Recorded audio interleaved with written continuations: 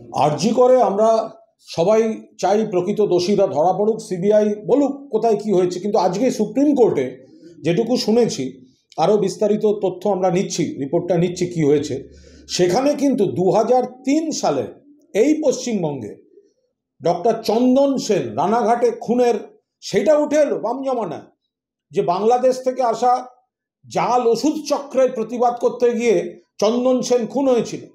তার মানে বাম জমানায় কি ভয়ঙ্কর অবস্থা ছিল সেটাও কিন্তু সুপ্রিম কোর্টে চলে এলো। ফলে কমরেডরা একেবারে ধোয়া তুলসী পাতা সেজে, যেগুলো আপনারা বাড়াবাড়ি করে নাটক করবেন না।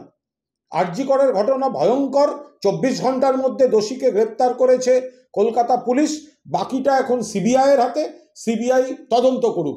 কিন্তু সুপ্রিম কোর্টের শুনানিতেও বাম জমানের এই জাল ওষুধ চক্র ইত্যাদি ইত্যাদি, এর পরেও তো আমরা দেখেছি মেডিকেল কিট কেলেঙ্কারি ইত্যাদি ইত্যাদি। ফলে এই যে কমরেডরা সাধু সেজে বড় বড় কথা বলছেন, দয়া করে এই ইস্যুতে আর এই ধরনের নাটক করতে যাবেন না।